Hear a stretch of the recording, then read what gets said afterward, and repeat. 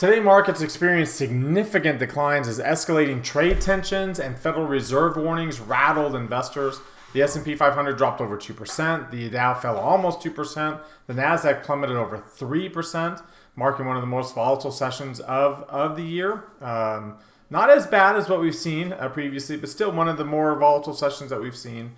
What are some of the key drivers behind that? Nvidia's forecast. Nvidia announced more export restrictions on its chips to China could result in a loss of $5.5 billion in revenue. Obviously, that hit the stock pretty hard.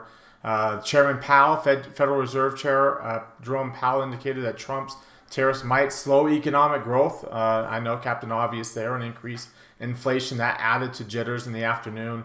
The VIX rose above 30 again, getting up to about 32.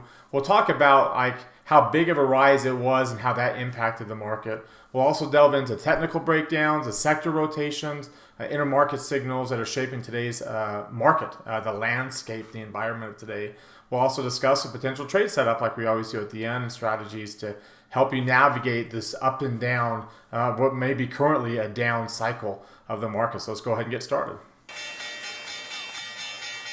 Today is Wednesday, April the 16th, 2025. This is the Market Outlook from MarketScholars.com. My name is David Settle. Before we get going too far, I invite you to subscribe to our YouTube channel with this icon here, the red subscribe button down below. Click the thumbs up icon to like our video. Comment on anything that stood out to you today. Join our website at MarketScholars.com for free. Follow me on Twitter for more content between the videos. And join our Market Outlook Facebook group that we've created. If you're watching us on our blog, check out some of these other things over here on the right, including our Market Outlook live videos where I take a look at old Market Outlook trades, see whether we should stay in them or get out of them. You can also subscribe to our email list up here at the top. Just click on the subscribe free button. You can get notifications when these blogs are posted by clicking on this bell in the bottom left. Click this heart to like today's Market Outlook tweet. Click this thumbs up. That takes you to our Facebook page. Like that post as well. That helps get our content out to all of our followers on these platforms. So thank you to those who do that day in and day out. All right, so let's go ahead and get started and take a look at the market forecast indicator on the S&P 500. As you can see, a decline today over 2%. We did not close at the lows of the day. We came off at the very end of the day. So you'll see that here in a second. But we ended up finishing down at 2.25%. The intermediate line came down. So we're back to dark pink shading because we're already below the 50th percentile. Now, because of the low point, at one point in time, the momentum line, during our class today, actually, our technical analysis class, the momentum line was at extreme lows. The near-term line was below the intermediate line. So, I mean, it's obviously out of 6. It's below 60, so we're not on this bullish run. We're starting a bearish near-term run. We talked about that in class yesterday, that we were expecting a near-term decline. And it happened already in one day. Obviously did not expect it to go down 2% in one day. But I mean, even that's a small move. I mean, look at the daily range right here. It's smaller than the average. So 2% would have been a big move back over here. But 2% is not a big move right now, considering how big the average moves are. But it was a nice little rally. We are down, again, 4.5% below the moving average. That nice rally off the low did keep things from being, more bearish. So that's a good sign, relatively good sign for the markets here. You can see it for the Nasdaq 100. We also closed lower by over 3%. The near-term line down almost to the intermediate line rolling over. So we're back to dark pink shading and a red line. The intermediate line for both the S&P and the Nasdaq, however, are still above the market sentiment line. So we're still okay from that regard. If you take a look at the Dow Jones, again, it was a little bit more bearish, relatively speaking, right, compared, because it was almost an average range. Down only 2%, but again, it's not the same beta as some of these other indexes. The intermediate line, the momentum line stayed in a reversal zone. The near-term line did cross below the intermediate line, and we are... so the intermediate line is above market sentiment, but it's closer to the market sentiment line because the market sentiment line hasn't dropped yet as much as what we've seen on the S&P 500. And then finally, looking at the Russell 2000, again, we did not have that big of a down. They only dropped 1% on the Russell 2000. The near-term line did drop below 60, but not below 50, right? It's barely below 60 there.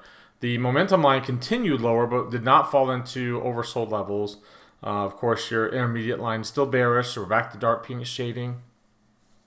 So now the question is, like, how far down? Like, so again, we've closed, the near term line is closed below 60, and in this case 50. So it's actually crossed below two lines. The momentum line is not oversold, but it is below the near term line. So if you're looking for, like, you know, how a bearish near term drop can develop, the first basic things you need is the near term line to drop below 60 and the momentum line to be lower. So we have both of those. The ideal scenario is that the near term line also falls either below 50 or 40. In this case, it dropped below 50. Ideally also below the intermediate line if they're between the reversal zones, both of them, which is the case. So it did not do that. So it crossed below 50, but it did not cross below the intermediate line, did not cross below 40. And the momentum line did not finish at oversold levels, much less at extremely low levels. Now, we were there at one point in time. We had all those things. I don't know if we were below 40 at the lows of the day, but we were below the near-term line, the intermediate line there. You can actually see here, if I correct the bar to close at the low, the momentum line was extremely low, and the near-term line was below 40. So at the lowest point of the day, when we were down, however much we ended up being down, we did have like a pretty bearish day. Obviously we didn't, this is where we ended up closing, and the near term line finished higher. But you get the idea. That's like, we did have everything, and we're not as bearish as we could have been, again, because of that late low rally. So small little positive in what was a relatively negative day here. Let's see how it impacted the weekly candle. We only have one more day left on the week, right? So you can see a pretty clear transition candle. So now the question is it a reversal candle, right? Will this transition reverse, or will it continue, right? Well, it needs to be a strong bullish candle. The regular candle needs to be a strong bullish candle if we're going to reverse, and that's not really a strong bullish candle. So most likely this transition candle will probably turn into another transition candle at best next week. At worst, we're back to a bearish candle next week. Because remember, the midpoint of this body is going to be next week's open. So we are at 53.45-ish, 53.40 maybe, is where next week is going to open. And currently we're trading at 52.75. So we're already at a bearish candle as of right now, depending upon how we finish the week next week or tomorrow. So that kind of gives you an idea. At least it is a small positive. So you can see we went from pretty strongly bearish to actually some, really big jump here up to being small positive move. And we are clearly like in death cross environment. We are well into death cross environment. These don't fix themselves quickly. So I doubt that this is going to be a transition candle. If you look at other times that we've had these death cross environments, particularly the last time, which happens during corrections. This last time, you can see we had a bearishness when we crossed, before we had the death cross. When we started this decline, we had this transition, and then it turned into more bearishness. So that's kind of what I'm expecting, that we'll get actually this particular go around. We'll actually end up getting maybe another week, maybe two, of bearishness. Most likely just another week of bearishness here. If I take a look at the 3 green arrow chart, you can see, and we have, we don't have 3 greens, we don't have 3 reds. We're back to having 2 reds, however. And you can see where the MACD is, and that's the case for all the indexes. They all have reds on their stochastic indicators again, very similar to the intermediate line on the market forecast. If I take a look at the 2-line version, we're right back below the 8-day moving average. So we're flirting with getting above the 17. We actually did get above the 17 last Wednesday. We were flirting with getting above it the last couple of days, stayed inside the range of last Wednesday, and then now have closed back below the 8-day today. So, again, relatively bearish, especially with the stochastics and the MACD turning lower like they are. If you take a look at let's take a look at some of these other oscillators. Let's look at the DMI first. And you can see, again, remember how I told you, or at least I talked to the market scholars in our classes about usually when this drops, we tend to bounce, right? When we've come way down to this level, we don't, it's not surprising for it to bounce. So similar to something like this, where we come down and we bounce back up, or in the case of the negative indicator, move up to 25 and then work your way back down. So this case, we didn't even get to 20 on the positive, but the negative did get to 25, and it seems like we have bounced. We still have, the ADX is still well above 25. We still have a very strong bearish trend here.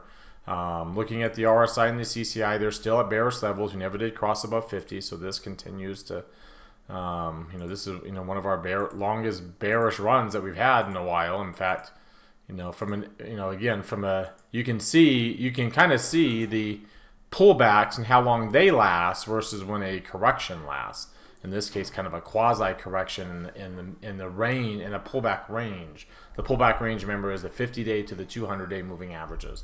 That's your pullback range. So that whole move stayed within that range. Getting below the 200-day moving average is when corrections. Then the correction range starts between the 50-week and the 200-week moving averages, and we're at that mode. And you can see, this is a long time, and we're not close to getting above 50, or much less above 60, which is what it would have to do to end the reign of red on the chart. And you can see the weekly CCI is it's got to get above 100, positive 100 to turn green again. And obviously that's not the case, as we're clearly below minus 100 still on the weekly chart.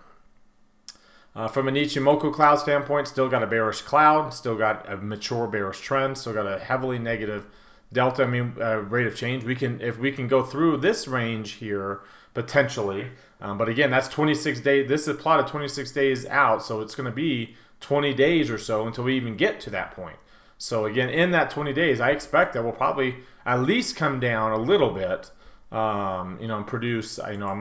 My expectation is we'll at least produce a 5% tag to the downside coming off of this green tag. And we're already mostly there at 3%. So I expect we'll probably get in the next day or two or three a 5% tag kind of into this area. I think the best case scenario is we hold this for support and then we bounce back up to a new green tag, which will be relatively smaller as we head back up. But the worst case scenario is we break through here and we start working our way down and retesting these lows. Again, we won't go to significantly lower lows because that was a clear washout phase, and we're not in that phase right now. We're in a retest phase right now. But we can come down towards these lows, maybe a little bit above it, maybe a little bit below it, but somewhere in this area, and flirt with that 200-week moving average, right? And getting to that level, which would be the extent. That's our worst case scenario, is that we get the extent of the correction now. Now, I don't know. To me, I think that would be the best case scenario. Get the correction over with, get down here now, get to support, and bounce off of that. Because remember, moves off of the 200-week moving average are tremendous. So to get to it and get it over with, I think is actually the best case scenario. But obviously, nobody wants a correction. Nobody wants to move down to the 200. Everybody wants that kind of rally here, but nobody wants this kind of drop to set that up. Once we get there, it's like, okay, now let's load up. But while we're in here, everyone's like, well, maybe we don't want to go all the way down there. And so I think that's the best case scenario, is that we don't go down there yet, that we push it off as long as possible. The worst case scenario is we get down there now, right? Within the next, not tomorrow, not Monday, but because it will go down a lot slower than the first time it touched those. We'll retest these lows a lot slower than that, this initial drop. But so it might take a few weeks, but then the correction would be over at that point. Then we'll, on the stage 4, which is our correction bounce, and seeing what happens at that point. Our Bollinger Bands, the bandwidth is still so extremely high up here. Again, for some context on just how big of a number that is. This is an apples to apples comparison. You can compare this all the way back. Again, this is about as big as it got over here in the washout stage of the last correction. So it's got a very, look how far below the Bollinger Bands we were. This is very, very much, looking like a washout move. But again, you typically retest the lows after a washout move. And last time we had a bearish move, we did not have a bullish momentum coming out of these red dots. We're nowhere close to having red dots again. You can see the bearish momentum is waning, but is potential to re-engage again to the downside if we retest, or at least potentially retest that Keltner channel, if not get potentially a little bit below that Keltner. Usually when the bandwidth is so the bandwidth is so far outside the Keltners, which is what creates this strong momentum, usually it's pretty easy to get outside the Keltner channel. And so that's, there's such a wide gap there. I wouldn't be surprised within the next so many sessions that we flirt with that Keltner channel, which would most likely mean that that's kind of the worst case scenario at that point. All right, let's take a look now, excuse me, now at the intraday chart. And you can see lower high, lower low. We gapped down, filled in some of the gap already. Again, there's that late little push that kept things from being really bad the last half hour of trading there. So that's good, right? That's a very good sign. We did, however, finish below the 50% mark. So that's not a good sign, right? And again, at the lows, if I were to, if we close at the lows here, you can see that, we were flirting with getting below 40 at the lows. So, but we didn't. So you can see now that, we are below 50, however, so we failed to get above 60 and get bullish. If we were to get back below 40 and back below the moving average, now we're bearish again. So we have a pretty wide range. It is clearly a wide range here on the 40. If you take a look at how big that how big the 4-week range down there is, again, that's pretty wide. We have to, even 2022 it never got this wide. We have to go back to COVID to have a move that was wider than this. You can see here 2018 at the lowest point it got about as wide as this. So, and it doesn't look like we're getting any wider. And again, I don't expect that we'll get a lower low than this, but I wouldn't be surprised if we traded to around 500, right, in this area down here. Getting down to 517 is what it would take to get a 5% tag closing below that level there. So something to keep an eye on. Again, there's no, we haven't had a new low or new high for a long time, and I don't think we will. So this range will probably start to come down before we get a breakout move, really in either direction. I think the next breakout move, the next line to hit 100, will most likely be the green line, right? Not tomorrow, not anytime soon. But I think the red line will continue moving lower, and the green line will hit 0 again, and then eventually there'll be the green line that pops up up to 100 first before the red line. The red line might do something like this, but I think that the green line, again, something similar. If I were to go back to the last correction, a multi-leg correction, you can see once the correction started, we had this move here where the green, after the red and the green both moved below. So the range, you can see, was relatively wide, and then it really shrunk. The green line started to move up, but then again it shrunk again. And so by the time the green line popped, you can see we were way off the peaks of the range, and then the green line popped. So that's the kind of move I'm expecting here. Again, potentially after we come down in this area for another day or 2 or 3, and we bring these lines even lower to the downside. My guess is that both lines will be below 30 by the time the green line hits 100, if it plays out like it has in the past. If I take a look at today's range and volume, a little bit higher, still below the average, so just only a little bit below the average though, and again, adding on some of the gap move, closing at 537.61, the high at 5. Oh, it looks like we didn't have. It looks like we did fill in, according to this, filled in the gap. So a little bit below the average, a little bit below the average there, and you can see. Remember, those averages are very high. So just being a little bit below the average would have been way above the averages just a couple weeks ago. So we were talking about that today in class, like, oh, this is a 2% decline. A few weeks ago or a couple of months ago, that would have been a crazy bullish move to have a 2% decline. Now you can see it's not really a bullish, that big of a move at all, right? It's a crazy move, and it was a pretty decent gap to the downside, but not anything close to what we've seen here recently, especially with the ATRs where they are. So relatively, from that perspective, a relatively quiet day. I mean, the VIX is barely above 30. The VIX didn't rise hardly at all. It's still above 100%, but barely above 100%. And the VVIX is still above 110, but not much higher. So considering how big of a drop we had today, the VIX was not did not have that big of a move. And you can see, the average values, because the VIX moves up so fast. I mean, look how, we're below the 8-day average on the VIX. It's still way above the 200-day average. So, I think we'll still have a little bit of a run. Again, we're not going to get above 50 again, but we'll probably, flirt with getting in the high 30s again during this next rally. Again, goes to show that it will be a lot more orderly to the downside if we were to get back towards 500 in the short term.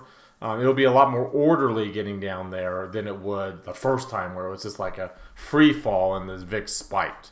That's kind of how I'm expecting this next near-term decline to look. All right, now let's take a look at what's driving this price action here. And you can see, look at the big move higher in the last 3 months on gold. Big, dramatic move, over 20%. It's the only thing. Developed market stocks are up 5% over the last 3 months, but not, far outpacing U.S. equities, large caps down 11%. So big gap. In fact, even emerging markets are flat in the last 3 months after, giving back most of its gains early. But again, the U.S. equities are pretty much at their 3-month lows. Developed markets and emerging market stocks are kind of off of their 3-month lows. Let's take a look at just what happened here today, and this is the big dramatic move here. Here we'll go to 5-minute chart. Look at that big move higher on gold. Gold just ramping up significantly. If you take a look at its chart, let's just go GLD. And look at that parabolic run. Look at the MACD is up over 2, which is, obviously you can see a significant move. Does not get this level very much. And you can see it kind of peters out. It's been parabolic here before, so this is nothing new. It's parabolic over here as well. It got up to 2, so that's nothing new. When you look at how far up above, like say the 200-day moving average we are right now, and you can see, that's a pretty big, 23% up above the moving average. Again, we were this far above the moving average in 2020, right before the COVID, the vaccine rollout and the election that came, and eventually brought we went from being 20% up above the moving average to all the way down to and below the 200-day moving average. In early 2021, we've been above the 200 for quite some time, and then you look at like the weekly version of this, and you can see we are above the 200-week moving average to a very, very large degree. In fact, if you look at it here, like we haven't been this far up above since 2011, since the credit crisis that we had. That we did get up there again in August of 2020, pretty decently above the 200-week, and we came all the way down by the middle of 2022. So again, about as fast and parabolic of a move as you'll see. This one was kind of grinding and just kind of steadily moved higher post financial crisis and into the credit crisis. This has been a lot quicker. In fact, if you look at the rate of change, here, let's go to a weekly version of this, and we'll go to gold. So you look at this rate of change here, and you say, okay, well, how far? Like we've really kind of ramped up. This calendar year has been a pretty good move. So we've gone, what is this? 1, 2, 3, 4, 5, 6, 7, 8, 9, 10, 11, 12, 13, 14, 15. So let's do a 15 period rate of change. So this is just what it's done so far, calendar year, and we're up, 26% in the last 15 weeks. So let's see if I maximize this out. Again, there is no other 15-week period besides the Great Financial Crisis, the very tail end of the Great Financial Crisis, that we moved up this much, this fast. So now we also did it early on, right? We got up to about, 27% at the beginning stages. So, we think about, oh yeah, that makes sense. We did rally at the rate, but this was March. So this was during the pullback and correction stage of that bear market. And that started back here in 2007 when the Fed started cutting rates. They eventually cut rates there on September the 17th. But that's when the move really got going, and we did eventually get up to about as where we're at right now. In fact, in 2007 we got up there. And then again, it got up there again at the beginning of 2008. So So just because like we're up there now doesn't mean necessarily that we're in a washout mode of a bear market. Because we can be, and we have been up there, shoot, even in '06 during the housing bubble, and the Fed was raising rates during this period. In fact, the Fed finished raising rates right after this. We had about as big of a move in 15-week period as we have now. So like, it is dramatic and it is parabolic, but it's certainly not unprecedented. We've seen this before. We've seen this, in different stages, right? So that was a rate hike cycle. This was, starting a rate cut cycle, and the beginning stages of a bear market, the early stages, stage 1, 2, 3 of a bear market. That's what, this, and then of course this was the retesting stage of a bear market, the very last stage of a bear market. And you can see again, we were up there here during the credit crisis. We were up there, coming off of 2009 bear market low. So again, not unprecedented. It is extreme, but certainly not unprecedented. So if anybody ever tells you like, oh, gold's making this move that we've never seen before, yeah, we've seen it before. In fact, if we are indeed, because we are in the first stages, right? We're in actually stage 3 right now, the correction. So we actually have seen this kind of move in the same stage of a bear market, and again, that was back in early 2008. So we've, there has been precedent for what we have. That generally means that somebody may be prepping for a bigger drop in risk appetite than what we have seen since 2009. So, that could be very well, especially when you get a move like that today. Let's take a look at what we're seeing on, we did get a cluster on gold. So when you look at, I don't know if the ETF did. The ETF did too. So the ETF ended up getting a cluster here coming off of that bull tag. Let's take a look at the dollar. And you can see the dollar is dramatically lower, right? And that's, not makes sense because, a weak dollar pushes gold higher. So the dollar's really, really down on a daily chart. This is the weekly market forecast. We were just starting, and you can see getting below 100 and working our way down below 100.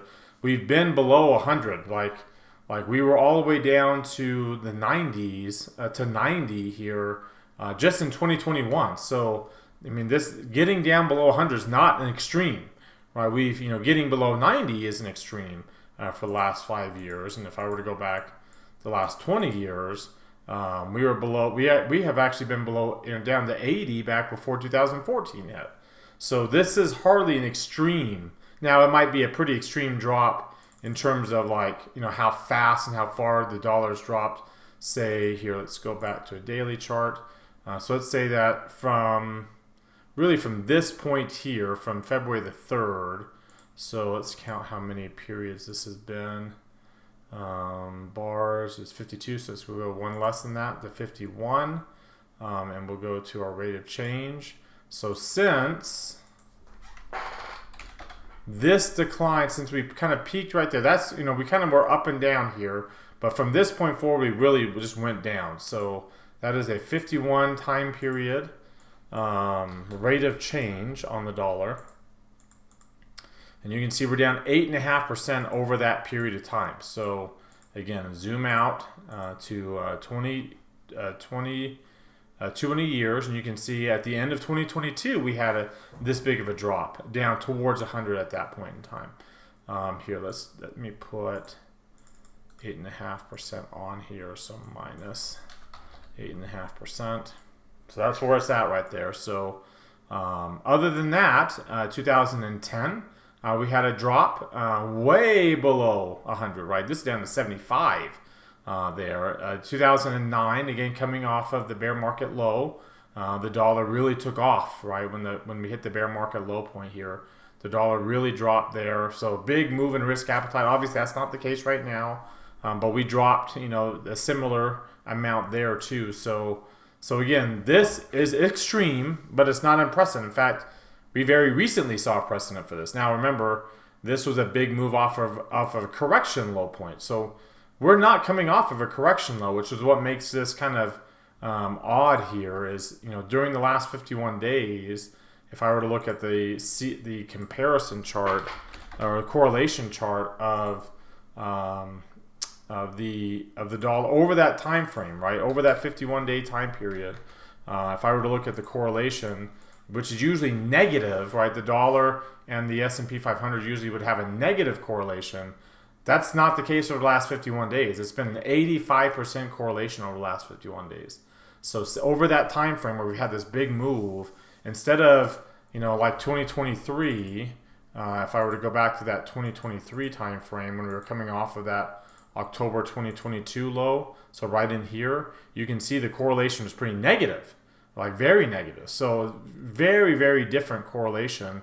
Last year, the dollar rallied and the stock market rallied. Now the dollar's falling and the stock market's falling, as we've really kind of changed what was a normal correlation, negative correlation, which is what you'd expect as a safety trade. It's cash, right? To now it's like, now it's pretty much any U.S. based asset is struggling here. If I were to take a look at, what's its correlation with the bonds, with long-term bonds over that same 51-day time period that we've been dropping so much, it's actually positive, right? So now it's not very positive, but it's actually positive here. If you take a look, let me put on TLT on this chart. I mean, normally it's very, very negative, but not lately, not over this period of time where it's been very, very positive. Now, you notice last time we had that kind of positive move over this time frame, we had a big jump in TLT, or in the dollar, and a big drop in TLT. So, so it's, again, you can see it's not common for bonds and the dollar to be positively correlated, but it kind of goes to show that really much anything right now that is correlated with the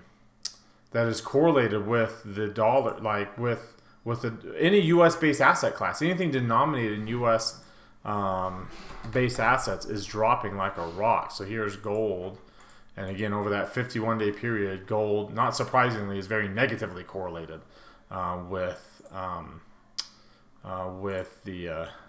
dollar here. Let me put on gold there too, so you can see it on the left-hand scale. There's the big drop and the big rally. So, how long are we going to drop here? We're at a support level. We're hovering right around 100. I wouldn't say we've necessarily broken it.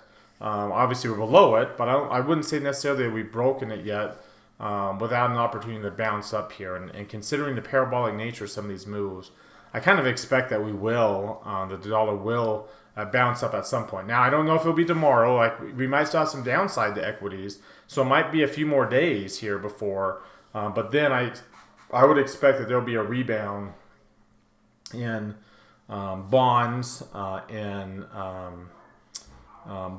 not so much in the 10-year yield, because the 10-year yield, again, bond yields are not really dropping very much. If you look at, TNX. If you look at the 10-year yield here, let's look at a different chart for it. Like, as dramatic as the dollar has been to the downside, yields have been dropping down too. So in fact, we're down at 4.27%, still in the range, at the bottom end of the range of the 4.25%, 4.5% Fed funds rate. But again, I could very well see a time where this falls, so bonds rally, the dollar rallies, stocks rally, but probably not for a few days. Like I said, I think the dollar is still just starting a near-term decline that could produce some type of red tag. All right, let's take a look at the breadth today. A very, very down day today. And you can see it had its impact on the breadth. Now, it didn't turn negative, but it's still, very, very low positive number. Let's see here. If we take a look at the breadth, like the number of stocks above the 50-day moving average, we're still down low. Like the 40, bearish territory is below 200. We're well below that. We're below the average. The average is well below 200. So that's pretty low. If you look at our number of stocks above the 200-day moving average, it's still down well below 250 and below its average, and it's falling. But the number of new highs and new lows, right, it's dropping right now. You can see we kind of stopped. Like the net new highs and lows jumped all the way back up here to 175. So that's a good level. That's a good sign for the markets that we're just not getting very many lows, way below the average. The average is well above the 4% mark. Remember, that's 4% is an extreme. So the average is double right now, pretty over double that 4% mark for new lows. So, but we're well below that average now, way below the average. So a good sign. In fact, if you look at the breadth thrust, people were talking about, you know, the Zweig breadth thrust getting up, going from below 40, I believe it's below 40 up to 61 in a matter of like 10 days. Well, you know, we're up to 51. We have to get up above 61 for us to really get the breadth thrust and feel good about a reversal to the downside. It's been a while since we've gotten one of those. We have to go pretty much, I think, all the way back to 2023 to see, you know, when the last one was. I think it was like back in this range. We went from below 40 to up above 61 pretty quickly, and that ended up starting that rally. So we're not there yet. We're only at 51, or at least we're above the average. So again, remember, this is showing advancers relative to total issues in the New York Stock Exchange. So we've had some pretty good numbers here lately of the number of advancers that are out there. So we're not bad, right? We're not great. We're not really taking off, but we're also we're not below the average anymore, which is, you know, obviously, you know, that's not a good sign for the markets when we're below that average from a breadth standpoint. Of course, the other thing we kind of monitor along with breadth is the money flow. And the money flow is still bearish, right? So we're still down below 50. We're not below 40, but we're still in the lower half of this range. And the you know, the actual money flow itself, when you look at, you know, the last time that we were, you know, closing at this level, even if you were to go all the way back to here, we kind of closed pretty much at the same price. We're not quite all the way back down, but we've been catching down. The volume has been getting progressively worse on the downside, and it's definitely something we want to watch. I mean, look at the volume here, how we just didn't get the money flow to the upside to compensate for what we had lost in these 2 days, right? You know, if you look at, you know, where we closed right here on this day, you see down at the bottom, we were right here at 500. So right about here is where we closed that day. Obviously, last Wednesday, as you can see on the chart, we closed above April 3rd's close, but the volume, as you can see, was way below 500. So, you know, again, that limits the upside when you're not getting, you know, the rebound in volume. You can see even here on this move higher, from here to here, you can see the equivalent move on the money flow was from this low point to this high point. You can see it just wasn't very much of a gain, and so that those kind of rallies, you know, are hard to sustain if they don't have the volume and the money flow you know, that's, you know, corroborating the increase in the actual price itself. All right, finally, let's take a look at the sector rotation. So bear with me 1 second. I'll pull up the sector moves. And you can see again, safety is the name of the day. All the safety sectors outperforming all the cyclical areas, including energy now, down at the bottom. But looking at today, remember, big move higher in commodities here today. Energy was our big winner. Still, it wasn't up very much, but it was up something. And your biggest losers were your three big names, right? XLK, XLY, and XLC. Those are going to be the big winners to the upside when we rally, and they'll be the big losers to the downside when we don't. And when they're not the big winners to the upside when we rally, then we need to be skeptical of that rally. Because the way the market's built right now, you know, with those three sectors dominating a large percentage of the S&P combined, you know, they need to be the leadership. They don't always have to be, but, you know, when the market's as concentrated as it has been, they have to be now, right? If we're going to have a sustained move to the upside in the broader market. So again, another sign that the recent rally may be not as strong as what we would have wanted it to be. All right, and that brings us to our trade idea of the day, and let's take a look at Micron. Micron's in the semiconductor space, technology area, has been struggling. You can see the intermediate lines back down almost below 20. It is below its market sentiment, so a little different from the S&P in that regard, a little bit more bearish. Obviously, we turned over, you know, and the near-term line had already fallen below 60 before, so it's still kind of working its way into bearish territory here with that bearish intermediate posture. You can see from a Weekly standpoint on the chart, it's not a transition candle, it's a higher close. It's setting us up for a potential transition, but as you can see, the transition candle on the S&P is not looking like a reversal pattern, so it's not something I'm too concerned with here. When you look at the 3 green arrows, we obviously have 3 red arrows with the MACD negative, histogram negative. MACD still below its moving average, very, very low down there. We're still easily below moving averages and below the value area on the daily chart. The weekly chart, as you can see, is below its 200-week moving average after a big breakdown that we had last week and a little bit of a dead cat bounce we've had since. When you look at a lot of these oscillators are still, they're not at their lows, but they're still showing bearish signs above 30 on the negative, well below 20 on the positive, so that ADX is rising.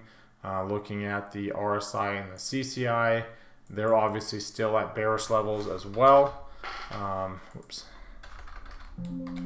You can see they're at bearish levels too. When you look at the let's see, the Ichimoku cloud, well below the cloud, very bearish, mature bearish trend down there. And then finally, if I look at the Bollinger Bands and the Keltner channels, you can see we are flirting with getting back into the lowest quartile. Oh, excuse me, let's actually look at MU. We are flirting with getting back into the lowest quartile of a very, very large bandwidth. And again, flirting with getting below, like that big gap between the bandwidth and the Keltner channels, which makes us susceptible to moves below the Keltner channel, which is kind of what I'm banking on here. So what I did was a bear call spread, sold what was at the time, still is at the money strike, the 70, bought the 75, position sizing for a full contract, and getting a pretty decent reward. But remember, we're only shooting for half or more. Like, we're trying to shoot for more, at least half of the maximum gain relatively quickly before we get to the 20-day window over the next 10 days. So whatever return we can get based off a really good move potentially a good move to the downside, we'll take in the next 20 days here and see what we end up getting. And there's our trade for today. All right, well, that wraps us up for today. You've heard from me now. Now I want to hear from you. Use that link popping out in the top right corner of your screen. That takes you to our Market Outlook forum. Open up any new thread with any questions or comments you have. Reply to anybody else's thread, and let's keep this conversation going in between videos. Again, thank you very much for watching. Remember to subscribe to our YouTube channel, hit that thumbs up icon, comment on the video. Join us at marketscholars.com for free. Follow and like us on Twitter and Facebook as well. Have a great rest of your, Wednesday night, and we'll see you all tomorrow.